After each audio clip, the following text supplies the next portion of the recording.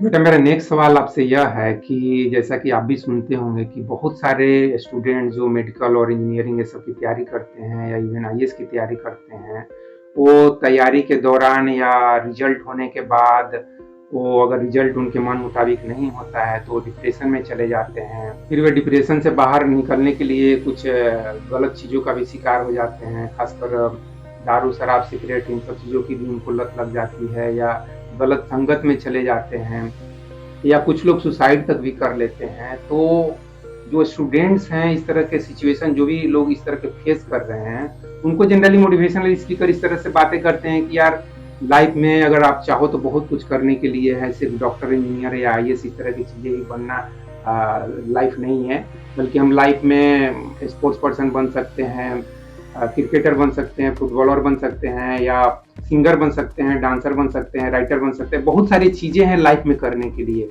इसलिए अगर आप आईआईटी या एम्स या ये मेडिकल या इंजीनियरिंग के जो भी एग्ज़ाम है या आईएएस का एग्ज़ाम है, इन सब एग्ज़ाम में अगर आप फेलियर भी हो जाते हो, तो इस तरह का गलत संगत कर लेना या दारू, शराब, सिगरेट की लत लगा लेना या इवन सुसाइड कर लेना, ये सब चीज़ें बिल्कुल ही गलत है।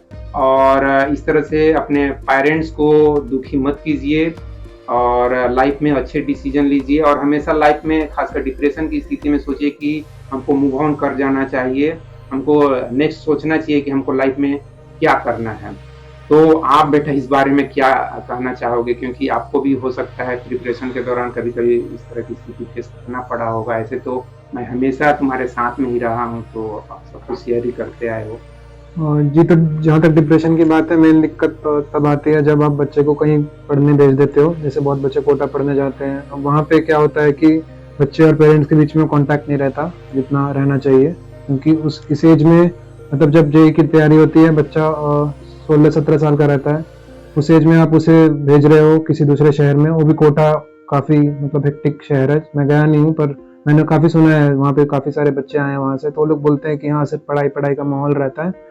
एक बच्चा दिन भर अपने रूम पे बंद रहता है, वो कोचिंग जाएगा, कोचिंग से रूम आएगा, तो फिर उस नेचर में अगर उससे पढ़ाई नहीं हो रही है, जो जो चीज़ें पढ़ाई जा रही है, जो रिक्वायरमेंट्स है, अगर उससे नहीं हो रही है, तो फिर अकेले रूम पे रह रहे के मतलब उतनी बॉन्डिंग भी नहीं होती है जितनी कॉलेज में होती है, तो फिर वैसे कदम उठाने पड़ते हैं। पर मैं मतलब इसके बिल्कुल अगेंस्ट हूँ।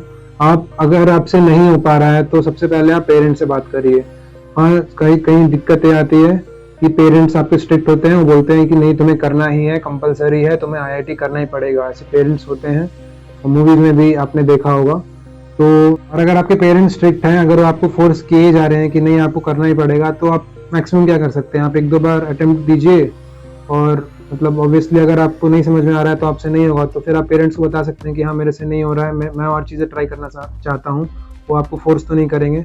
उससे पहले आप अपने मेंटर से भी बात कर सकते हैं कि हाँ, मेरे से नहीं हो रहा है, तो मेंटर्स उन्हें बेटर शायद समझा पाएंगे, जो टीचर्स रहेंगे, कि मतलब हाँ, आपके आपके बेटे के लिए कुछ और सही रहेगा, आपसे नहीं हो रहा है। ऐसा भी होता है कि एक बच्चा इंटेलिजेंट हो सकता है, पर उसे उस चीज़ में इंटरेस्ट ना आ रहा हो, उसे उससे शायद मैथ्स या फिजिक्स ना हो पा रहा हो, कोई और सब्जेक्ट से पढ़ने में ज़्यादा इंटरेस्ट है, तो वो बच्चे पे भी छोड़ देना चाहिए कभी कभी।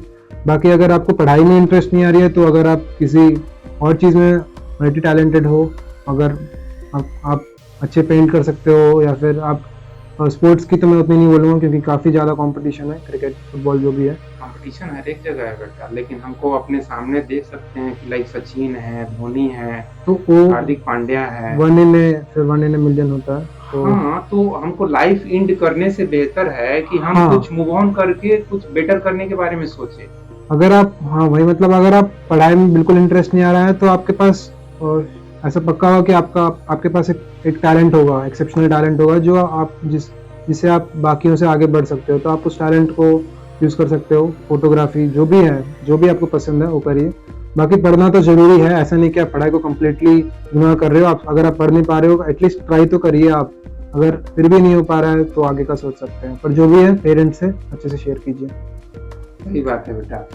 मेरा कहने का मतलब यही है कि यार सुसाइड, मैंने किताब में एक लाइन लिखा है, उस लाइन को मैं अगेन कोट करना चाहूंगा कि kill the problem but never kill yourself. Kill करने का कोशिश करना है, पेरेंट्स कोई आपको फोर्स नहीं करता है कि तुम सुसाइड कर लो। मैं नहीं समझता हूँ कि हो सकता है कोई पेरेंट्स एकदम मजाक में हो सकता है बोल दे, लेकिन कोई भी पेरेंट्स कभी भी, मैं नहीं समझता हूँ कि एक माँ बाप जो इतने शौक से एक बच्चे को पैदा करता है, उसको केयर करता है, वो एक पशु टाइप का होगा भाई। मतलब इंडिया जैसे देश में मैं देखता हूँ कि जो लोएस्ट लेवल पे जो पीपुल हैं, जो पब्लिक है, 10% 15% जो अति गरीब हैं, वो हो सकता है अपने बच्चे से इस तरह से भी बात कर दे।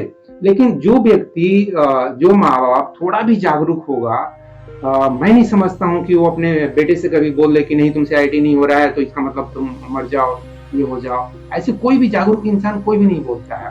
तो टेंशन में थोड़ा सा हो सकता है कभी आर्गुमेंट हो जाए, लेकिन बच्चे को भी थोड़ा सा ग्रोन अप होना चाहिए, ग्रो अप होना चाहिए, थोड़ा सा मैच्योरिटी अपना दिखाना चाहिए। नहीं कि सिंपली आप लाइफ को केवल एंजॉय करने के पर्पज से जी रहे हो और पेरेंट्स को धोखा दे रहे हो, तो अल्टीमेटली आपको आफ्टर 25-30 खुद मालूम पड़ेगा कि आपने पेरेंट्स को नहीं धोखा दिया बल्कि अपने आप को धोखा दिए।